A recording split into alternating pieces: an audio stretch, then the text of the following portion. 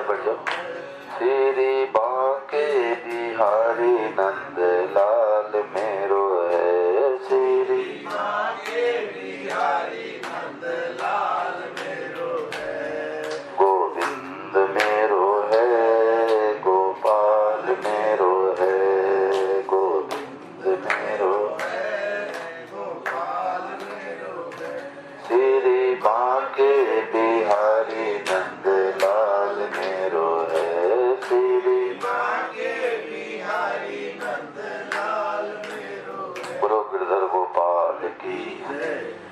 राम राम राम राम राम राम राम राम राम। सबको राम जी राम। भगवते नमः, भगवते नमः, भगवते नमः। देखो, संतों ने कहा कि संसार की प्राप्ति होती 3 चीजों से। जैसे किसी के मन में आवे हमारे बेटा हो जाए, पोता हो जाए, मकान हो जाए, दुकान हो जाए, पद मिल जाए, करोड़पति बन जाए, तो इसमें 3 चीजें जब इकट्ठी होती है तब मिलती है। 3 चीजें क्या मिलेगी? पहले इच्छा करे, करोड़पति बनना है, करोड़पति बनना है। और इच्छा करने से कोई करोड़पति बन जाए क्या? नहीं बनेगा। लखपति भी नहीं बन पाएगा, पति नहीं बन पाएगा। हाँ, पति भी नहीं बन पाएगा। तो पहले इच्छा करनी पड़ेगी और फिर उसके बाद उद्यम करो, खेती करो, नौकरी करो, व्यापार करो, कुछ न कुछ करना पड़ेगा। कर्म तो करना पड़ेगा, कर्म करना पड़ेगा। और तीसरे हमारे भाग्य में, हमारे नसीब में, लक में, मुकद्दर में, हाथ की रेखा में, माथे की रेखा में करोड़पति बनना होगा तो बनेंगे, नहीं तो लखपति नहीं बन पाएंगे। यही सोचा महाराज, इसीलिए मैं सोता रहता हूँ। अच्छा, जो किस्मत में लिखा अपने आप आएगा। भागवत कहने ये लोग सुबह 4 बजे उठ के भागते हैं, हाँ। रात को 2 बजे तक इनके चालू रहते हैं। अब आगे की बात सुनो पंडित जी, आगे की बात। ये सरल सरल स्वभाव के हैं, जो हृदय में बात होती है निकाल देते हैं। तो संसार की चीजें मिलती है 3 चीजों से: इच्छा, उद्यम, प्रारब्ध। और भगवान मिलते हैं केवल एक चीज से। भगवान मिलते हैं केवल एक चीज से, केवल इच्छा मात्र से।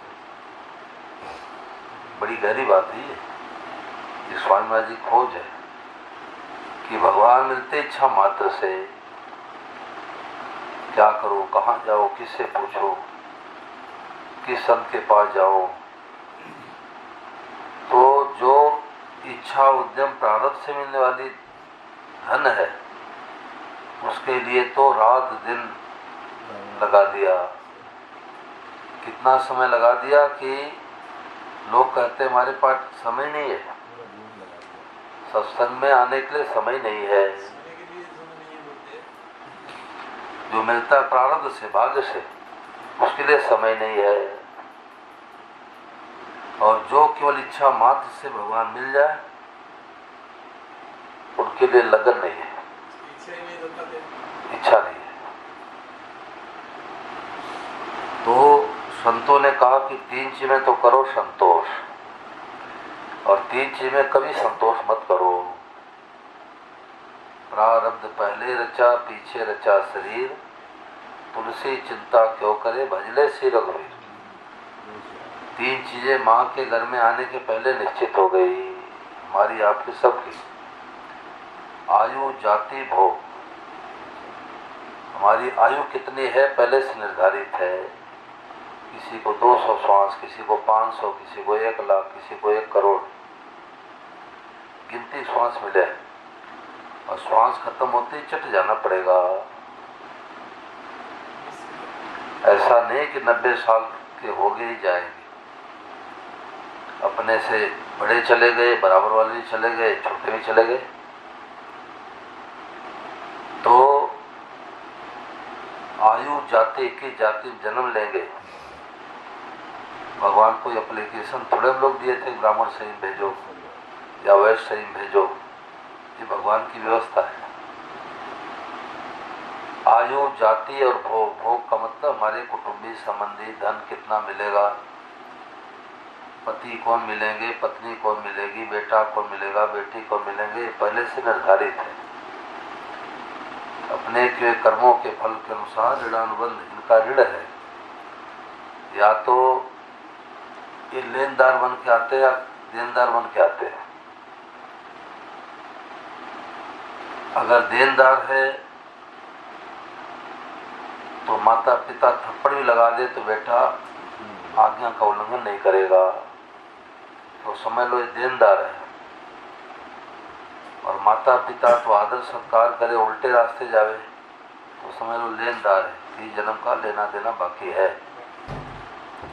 तो संतों ने कहा कि 3 चीजें तो करो संतोष, और 3 चीजें कभी संतोष मत करो। सुधारे भोजनम धनम, जैसे हमारे कुटुंबी संबंधी मिल गए उसमें संतोष करो। ये मत अपने पुरुषों के हमारे भाग में ऐसे पति कहाँ से मिल गए, हमारा भाग फूट गया ऐसी पत्नी कहाँ से मिल गई, हमारी सास ऐसे कहाँ से मिल गई। अपने भाग को मत पोषो, उसमें संतोष करो, कंप्रोमाइज,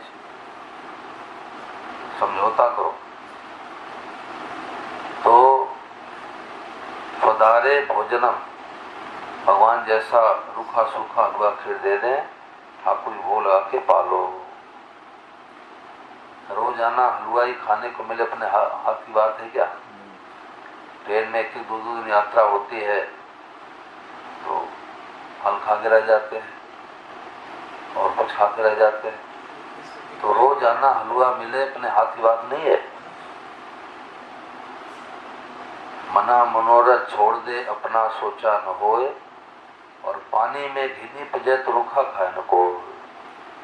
यदि पानी में घी पैदा हो तो वापी में रोजाना चकाचक हलवा बने भाई, बोलो। तो स्वदारे भोजनम धनम, भगवान जितना धन दे दे उसमें संतोष करो। संतोष करो तो थोड़े में संतोष हो जाए, और नहीं तो अरबपति खरबपति जलते रहते हैं। तो जो 10, 20, 50 भय सत हो या 1000 तो लाख मंगेगी। कोटि अरब खरब भय पृथ्वी पत होने की चाह जगेगी। स्वर्ग पाताल को राज मिले तृष्णा की अति आग लगेगी। सुंदर एक संतोष बिना सर तेरी तो भोग कौन भगेगी। संतोष, संतोष क्या कि प्रभु आपने हमारे को मानव से दे दिया। सबसे बड़ी पूंजी तो मनुष्य से मिल गया, अब क्या चाहिए? कुत्ता बिल्ली सुअर गधा बना देते तो सत्संग बैठने दिए जाते, सत्संग वास में जाती। तो मानव से मिल गया तो भगवान की कृपा छप्पर फाड़ के बरसने लग गई, और वो सनातन धर्म में रुचि पैदा होगी। मुसलमान के घर में जन्म होते तो मानव से मिला भगवान कृपा। गीता रामायण भागवत से परिचय हो गया, ये शास्त्र कृपा। और स्वामी महाराज जैसे महापुरुषों की वाणी कानों में पड़ रही है, ये संत कृपा। ये 3 कृपा तो हमारे सबके ऊपर बरस रही है। अब चौथी कृपा है, वो है स्व कृपा, यानी खुद कृपा करो। अब माँ तो बढ़िया बढ़िया हलवा खीर बना के रख दे और बेटा नहीं खावे तो माँ क्या करेगी? ऐसे ही भगवान कृपा तो हमारे ऊपर बरस रही है। तो 3 चीजें तो करो संतोष, और 3 चीजें कभी संतोष मत करो। जप में, दान में, स्वाध्याय में भगवान के नाम का खूब जप करो, माला फेरो, चलते फिरते उठते बैठते। जप में, दान में भगवान ने दिया है तो कुछ अंश गरीबों की सेवा में, अनाथों की सेवा में, ब्राह्मणों की सेवा में, संतों की सेवा में, गायों की सेवा में कुछ न कुछ अंश लगाओ। ये दान पुण्य करना मान बढ़ाई के लिए नहीं होता है। दान पुण्य करना टैक्स भरना है, इनकम है तो टैक्स है और नो इनकम तो नो टैक्स। व्यापारी को टैक्स भरना पड़ता है क्योंकि इनकम किया है। ऐसे दान पुण्य करना है। और जिनके ऊपर कर्जा है उनको दान पुण्य करने का अधिकार नहीं है। पहले कर्जा चुकाओ फिर दान पुण्य करो। तो जप में, दान में और स्वाध्याय में अच्छी अच्छी पुस्तकें पढ़ो। प्राय मैं सुबह उठते ही महाराज जी पुस्तकें पढ़ता हूँ तो दिन भर के लिए बैटरी चार्ज हो जाती है। जैसे मोबाइल है ना, मैं पंखा बंद कर दो। मैं कई लोगों से पूछता हूँ कि आपका मोबाइल कितने रुपए का है? बोले 1 लाख रुपए का। तो मैंने कहा 1 लाख रुपए का मोबाइल है तो चार्ज नहीं करना पड़ता होगा? बोले नहीं, चार्ज तो रोजाना करना पड़ता है। अब 1 लाख रुपए का मोबाइल है परंतु चार्ज करना पड़ता है। ऐसे ही रोजाना सत्संग करो, रोजाना पुस्तक पढ़ो, रोजाना गीता पढ़ो, रोजाना माला फेरो, नहीं तो बैटरी डाउन हो जाएगी। और कितनी बैटरी डाउन हो जाती है कि आदमी आत्महत्या कर लेता है। सोचता है मैं मर जाऊं तो सुखी हो जाओ, और एक व्यक्ति को मारने कितना पाप लग जाता है। तो जप में, दान में, स्वाध्याय में अच्छी अच्छी पुस्तकें पढ़ो। मैं तो कहा करता हूं कि जिनको स्वामी राम सुखदास महाराज जी पुस्तकें मिल गई वो दुनिया का सबसे बड़ा भाग्यशाली व्यक्ति है। क्यों? क्योंकि उनकी पुस्तकों में लाग लपेट नहीं है। उन्होंने अपने से 1% भी संबंध नहीं जोड़ा, 100% भगवान से संबंध जोड़ो। कहीं उनका फोटो नहीं मिलेगा। उनका अलग ही सिद्धांत था, दुनिया में सबसे हटकर के सिद्धांत था। उन्होंने इतनी लंबी लाइन खींच दी कि दूसरी लाइन अपने आप छोटी पड़ गई।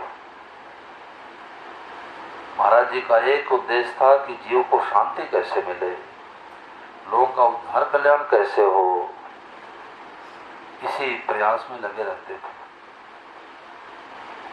तो भगवान के तरफ चलने में केवल इच्छा की कमी। इच्छा क्या करे, कहाँ जावे।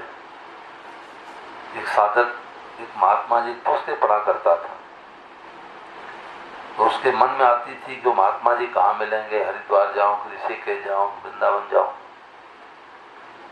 और वो महात्मा जी थोड़ी दूर पर जंगल में कुटिया बना के रहते थे। तो घोड़ा रखा करते थे, घोड़े बैठ के कभी इस गांव में जाते, कभी उस गांव में जाते। गांव वाले घोड़े को चारा पानी खिला देते, जल पिला देते, बाबा जी भिक्षा मांग के पा लेते, सत्संग सुना के आ जाते। तो एक दिन क्या हुआ कि जब अपने घोड़ा पर सवार हुए तो घोड़ा अड़ गया। अब दाएं जाना चाहे तो बाएं जावे, बाएं जाना चाहे दाएं जावे। तो महात्मा जी ने सोचा भाई घोड़ा तुम्हारा आज्ञाकारी है, कि हमारा घोड़ा कैसे अड़ गया। तो इसमें भी कोई न कोई भगवान की इच्छा है। जो भगत होते हैं भगवान के, वो हर परिस्थिति में भगवान की कृपा मानते हैं, हर परिस्थिति में भगवान कृपा। तो महात्मा जी ने लगाम को ढीला कर दिया, घोड़ा जाते जाते आते आते सदगरज के दरवाजे खड़ा हो गया। अब न तो उसको पता कि वही महात्मा जिनको मैं वर्षों ढूंढ रहा हूं, और न तो महात्मा को पता कि जिज्ञासु है, साधक है। तो ठहरा दिया, भोजन प्रसाद कराया। जब सत्संग होने लग गया तब उसको पता लगा कि वो हो तो वही महात्मा है जिनको मैं वर्षों से ढूंढ रहा था।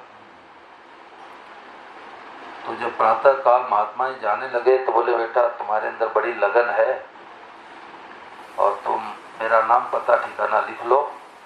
तुम्हारे मन में कोई शंका हो, प्रश्न हो तो हमारे को पत्र लिख देना, मैं दोबारा जाऊंगा।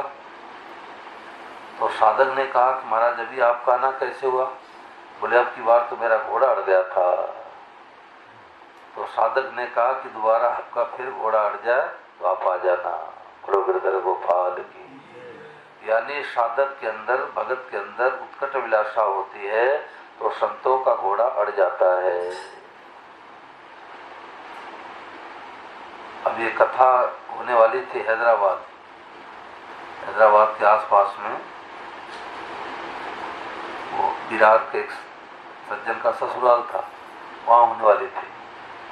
और जब नेट पर देखा गया तो वो टिकट नहीं मिला। अब टिकट नहीं मिला तो कैसे उधर हो, तो होना था वापी वालों को मिलना था, और नहीं तो उधर ही टिकट बन गया होता तो वापी में कथा नहीं मिलती। ठाकुर जी की इच्छा है।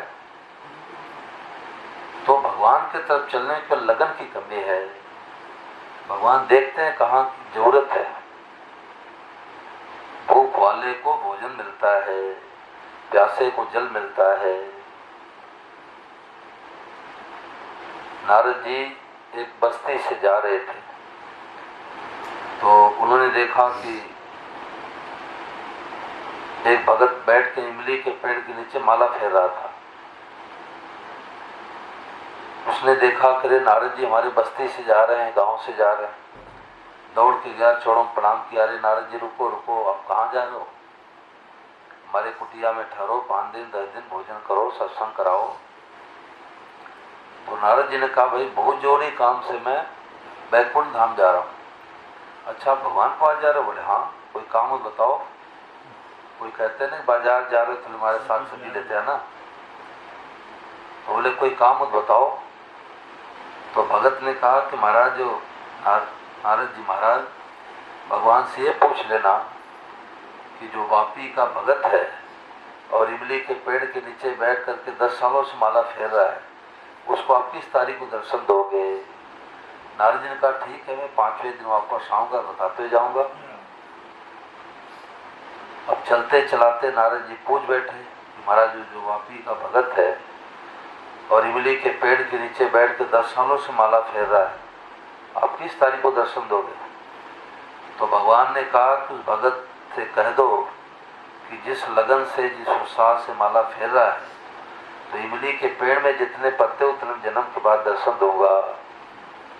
अब नारद जी तो सिर फुलाने लग गए। वो भगत सुनेगा तो जो 10-5 माला फेरता वो भी कुटी उटांग देगा। तो नारद जी क्या कि रास्ता बदल के जाने लग गए। और वो देख रहा था कि आज 5वां दिन आए, नारद जी आएंगे। देखा अरे नारद जी तो भूल के दूसरा रास्ता पकड़ लिए, नहर वाला। दौड़ के गया, प्रणाम किया। अरे नारद जी आप तो रास्ता भूल गए, हमारे कुटिया तो इधर से है। और नारद जी चक्कर फंस गए, अब क्या करें? तो भगत ने कहा नारद जी आपने पूछा था हमारे संदेश को?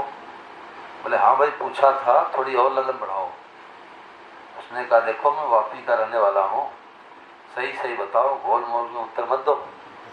कितने तारीख को भगवान ने दर्शन देने के लिए कहा है? आप संकोच क्यों करते हो, बताओ।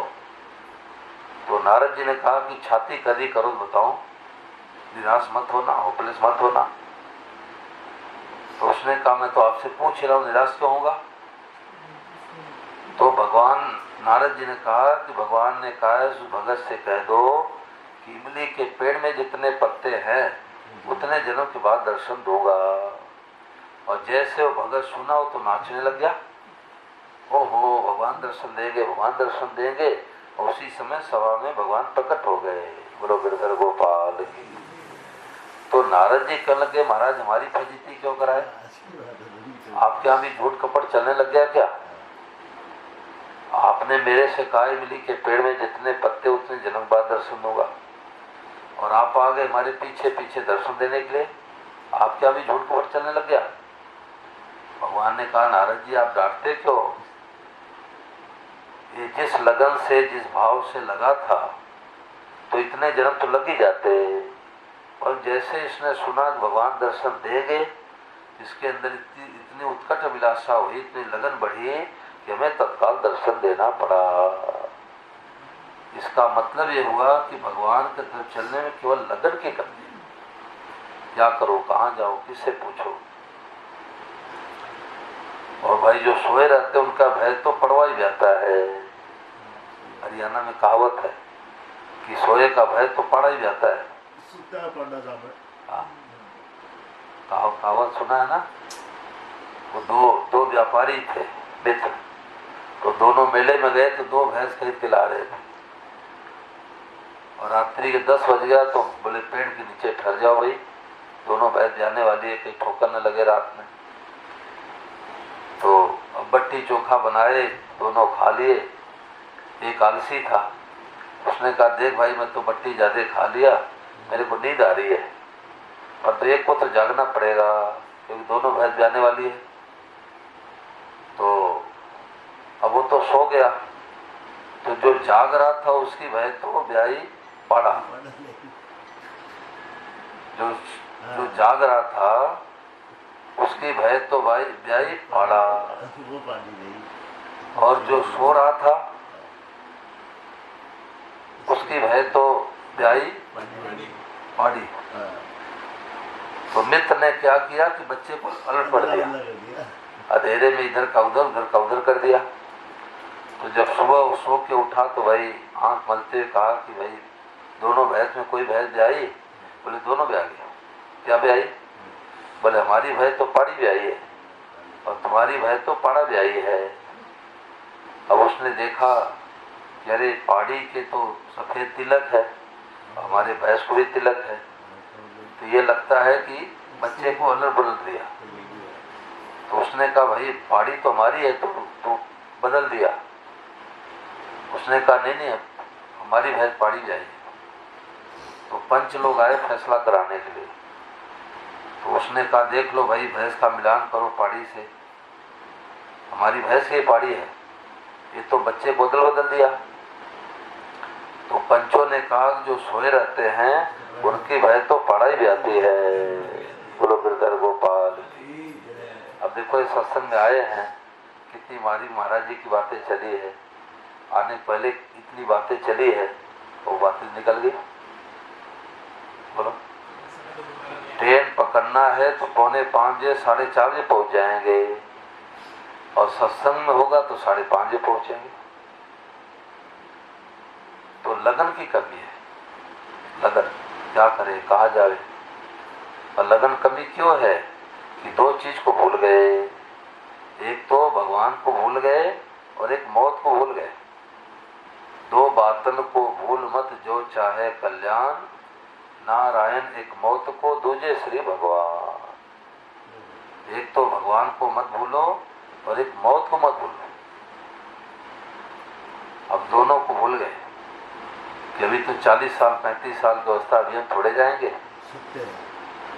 यही धोखा है। अभी मैं 2-2.5 महीने पहले हरियाणा में कथा हो रही थी, तो मैं विद्यालय में जाके बच्चों को सत्संग कराता हूँ 1 घंटे 1.5 घंटे का। सुसाइड मत करो, गैर जाति विवाह मत करो, कन्हैया को दोस्त बनाओ, माता पिता को प्रणाम करो, मोबाइल के पीछे मत पड़ो। तो बच्चे इस बात को पकड़ते हैं। तो मैं गया तो ऑफिस में बैठ गया, हरियाणा चल रहा था, ऑफिस में बैठ गया। तो एक ऐसी अखबार वहाँ ऐसा अखबार पड़ा था, दैनिक भास्कर, तो समाचार आप लोगों को भी साथ मिला होगा, सुने होंगे। तो एक लड़का 26 साल का उम्र और IAS अधिकारी, 28 दिन की ट्रेनिंग करके और पहले दिन पोस्टिंग पर जा रहा था, पहले दिन, और टायर फट गया, दीवार से गाड़ी टकराई, जयराम। अब सोचो उसके पिताजी बयान दिए कि 2 सरकारी नौकरी छोड़ा, कितना ब्रिलियंट माइंड था, 2 सरकारी नौकरी छोड़ा और 28 दिन की पूरी ट्रेनिंग करके, भोपाल की बात है, लाने वाला बिहार का था, और टायर फटा जयराम जी की। अब बोलो 26 साल की उम्र, हम लोग तो गलुआ में जी रहे हैं, हम लोग तो 26 साल में नहीं गए।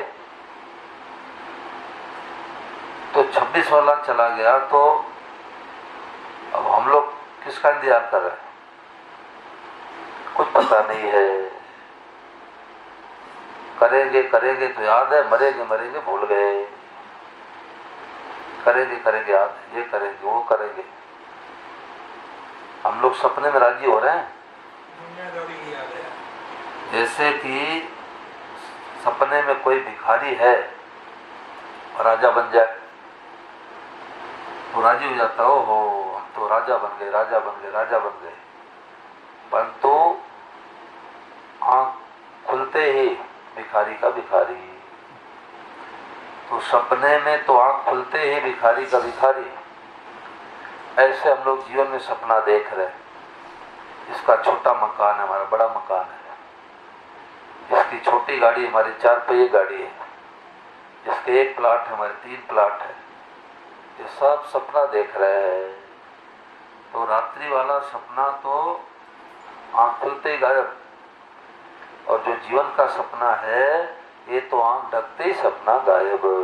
याद ही नहीं रहेगा कि हम वापी के थे कि बेंगलोर के थे कि दिल्ली के थे, याद ही नहीं रहेगा।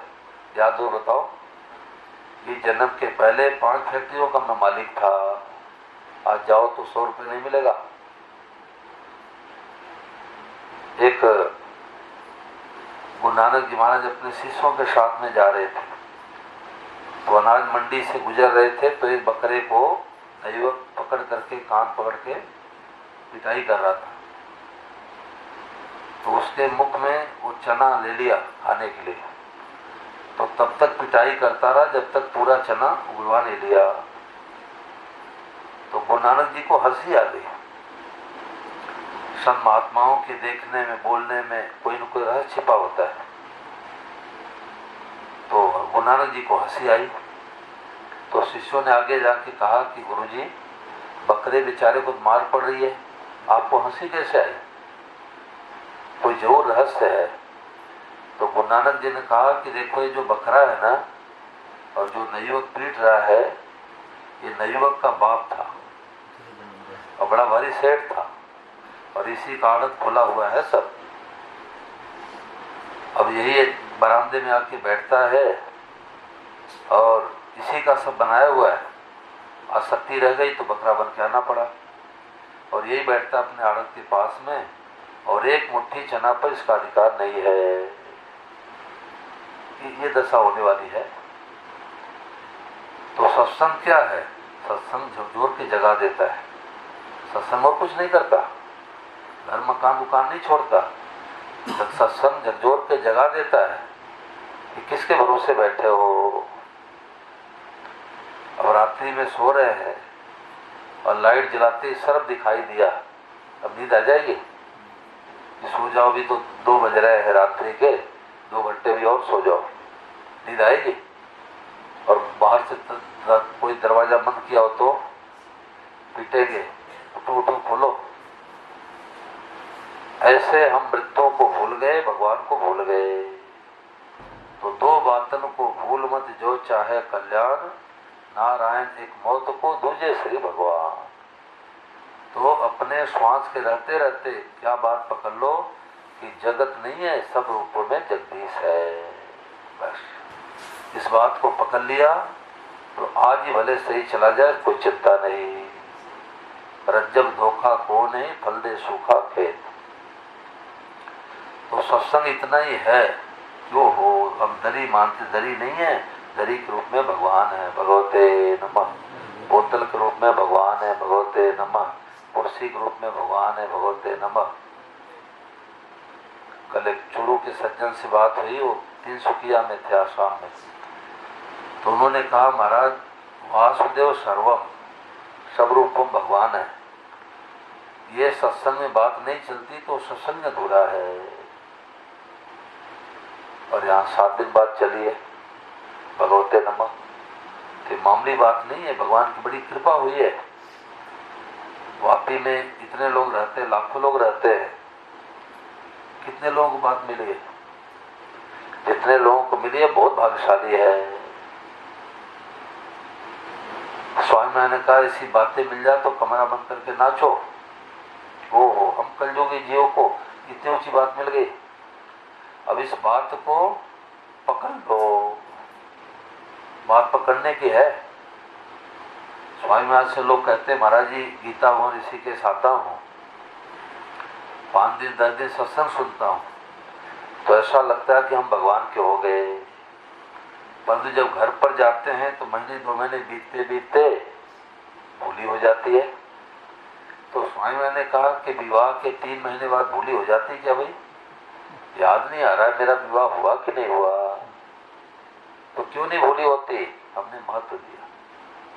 कितना महत्व दिया कि 1 हफ्ते बाद आके पंडित जी कहें कि अरे भाई हम 2 दिन से 3 दिन से लगातार विवाह करा रहे थे तो 2 पन्ने में पलट दिया नींद में, अभी तुम्हारा विवाह अधूरा है। तो लोग क्या कहेंगे? पंडित जी हलवा सीरा खाओ, 100 200 500 दक्षा ले जाओ, मेरा विवाह हो गया।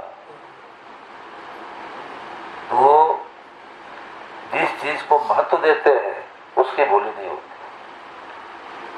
अब इस बात को महत्व दो, जीवन में पूरा सत्संग हो गया कि भाई हमारे यहाँ भागवत कथा हुई और एक ही बात पकड़ लिया, भगवते नमः। बस भगवान मेरे हैं, सब रूपों भगवान है, सदैव हमारे ऊपर भगवान की कृपा है और संतोष नहीं करना है। जप में, दान में, स्वाध्याय में संतोष नहीं करना है। सोते सोते 84 लाख दुनिया बीत गई। अब इसमें कोई बात पूछ लो भाई, 5 मिनट और सत्संग चल जाए। बोलो बहन जी कोई बात पूछो। देखो गोपाल आ गया दर्शन देने के लिए।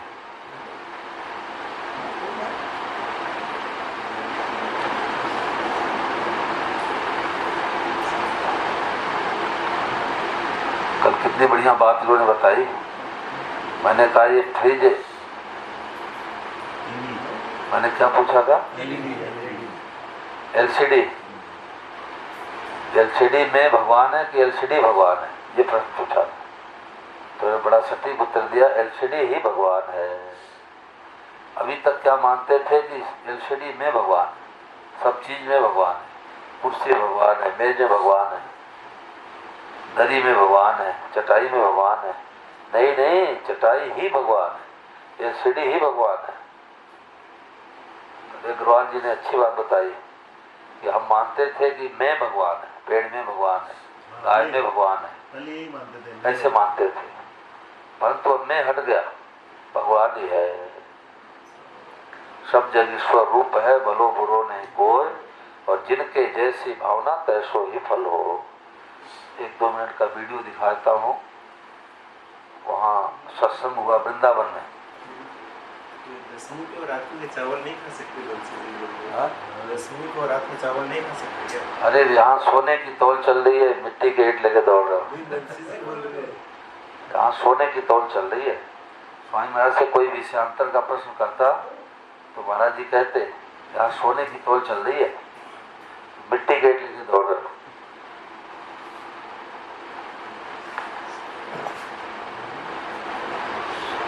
एकादशी के 1 दिन पहले चावल नहीं खाया जाता, क्योंकि पेट में चावल रह गया तो कल्याण नहीं होगा।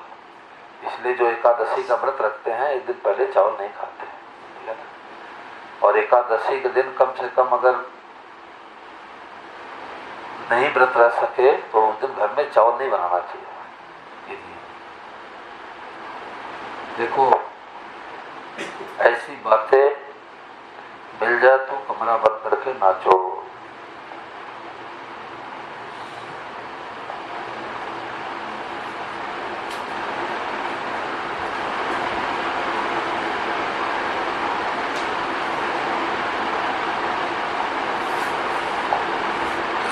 बनी बड़ी बात है, जैसे कोई आदमी धनी की तो वृंदावन में सत्संग चल रहा है, लोगों ने उसको बनी बड़ी बात लगी। जैसे कोई आदमी धनी की गोद में जाके बैठ जाए तो उसको क्या परिश्रम करना पड़ा धन कमाने के लिए? बना बनाया सब कुछ मिल गया। इनके लिए महाराज ने जीवन इतना कष्ट सहन किया, प्रतिकूलता सहन की, और महाराज जी कहते थे कि वो बड़ी बड़ी बात हमें मिल गया। आपने क्या परिश्रम किया, हमने क्या त्याग किया? बिना परिश्रम किए, बिना साधन किए, बिना त्याग किए ऐसी ऊंची से ऊंची बात, सुदुर्लभ बात हमें मिल गई। तो कुछ हमारा भी कर्तव्य बनता है ना कि हम उस बात को स्वीकार करें। और इतना सुगम है कि उसके लिए हमें कोई महाराज ने कोई साधन ऐसा बताया ही नहीं कि जो कठिन हो, ऐसे व्रत करो, ऐसे तप करो और ये शरीर को कष्ट देना, कुछ भी नहीं बताया। भाई ने कहा स्वीकार करो, मान लो। जब नहीं मान सकते तो इतना सुगम कर दिया कि बात यही सच्ची है, इतना ही मान लो। जो मैं कहता हूं इतना मान लो कि बात सच्ची है, तो भी काम हो जाएगा। तो ये विचार करने की बात है कि हमें सब कुछ मिल गया है, केवल हमारा बस स्वीकृति मात्र चाहिए हमें, हाँ में हाँ मिलाना।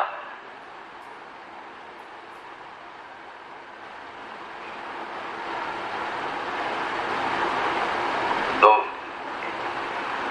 खास बात यही है कि जो हमें मिला है उसका मूल्य समझें कि कितने लोगों को ये बात मिली है। उसको मिलने से महाराज जी तो यहां तक कहते थे कि वासुदेवा सर्वम, ये बात हमें मिल गई तो जाके कमरा बंद करके नाचो। ये आज तो मौज होगी, आज तो ऐसी ऊंची बात मिलेगी, कमरा बंद करके खूब नाचना चाहिए। ये महत्व देना। जो बात इतने लोगों को नहीं मिली वो मुझे मिल गई, तो ये एक खुशी होनी चाहिए। एक होता सत्संग करना, एक होता सत्संग में बैठना। अब ये आप ये बातें हिमालय में जाके पूछो तो ये बातें नहीं मिलेगी। मैंने पिछली बार कहा था तो कई लोगों को 24 बजे तक बहुत पसंद आई, इन्होंने प्रचार भी खूब किया। महाराज जी से एक बार बात चल रही थी, एकांत में, वही सुबह 3 बजे वासुदेव सर्वम पर, और बात करते करते स्वामी महाराज ने कहा कि ये कृपा साध्य है, ये बात कृपा से मिलती है। तो अब मेरे मन में यही बात आई कि अब कृपा होगी तो फिर बात मिलेगी। महाराज कहते हैं कृपा से मिलती है, कृपा। तो मैंने कहा कि वो कृपा कैसे होगी, कब होगी? तो स्वामी बोले कृपा हो तो गई, जब बात मिल गई तो कृपा ही तो है, और क्या है? नई कृपा है कि कोई तो और कृपा क्या? इस बात से कृपा हो गई। इस बात से कई पुराने साधकों की बुद्धि सुलझी। हाँ, आपने खूब प्रचार किया, बहुत बुद्धि सुलझी। मैं तो अपने कथा में सुनाता हूँ, लगा करके टेप में सुनाता हूँ, तो लोग कहते हो हमारी तो बुद्धि सुलझ गई कि तो जब भगवान कृपा होगी तो होगी। हाँ, तो आपने वो साधक बैठ जाता है, पता नहीं कब कृपा होगी। तो कृपा, ये बात मिल गई तो कृपा होगी, तभी मिली है बात, नहीं तो ये बात मिलती कहाँ है? आप देखिए कि ये इतने लोग बैठे हैं अपने दुनिया भर में, क्या इतने लोग हैं, और तो आप महाराज ने कहा है कि आप देखो कि दुनिया भर में ये बात कितने लोगों को पता है, ये बात कितने लोग को जानते हैं। एक बार स्वामी महाराज बात कर रहे थे तो मेरे से कहा कि अब ये आप तो मैं बातें कर रहे हैं, ये हमारे लिए ये बातें तो दाल रोटी के बराबर साधारण सी बातें हैं, और तुम जाओ जो अच्छे अच्छे संत महात्मा के पास, हिमालय जाओ, हिमालय में जो कोई बैठे हैं संत महात्मा, उनके पास उनसे बात जाके पूछो, ये मिलेगी हिमालय में बात नहीं मिलेगी। तो हमें वही बात है ना कि जो मिली हुई चीज की दुर्लभता का ज्ञान नहीं होता है। हमें चीज मिल गई इसलिए हमें पता नहीं, जिनको नहीं मिले उनसे पूछो, ये मामूली बात है। आप बैठे हैं और की बात कर रहे हैं, आप बाहर निकल के पूछो किसी से, वो तो भैंस के आगे बीन बजाए तो भैंस क्या कहेगी? आप देखो तो जिनको मिल गया वो तो निहाल हो गए, वो तो कुत्ते को भी देख कहेंगे भगवते नमः। लोग यही तो कहेंगे कि पंडित जी पागल हो गए। पागल नहीं, दुर्लभ महात्मा बन गए। बोलो गिरधर गोपाल की। अब यही 5 परिक्रमा आपने कर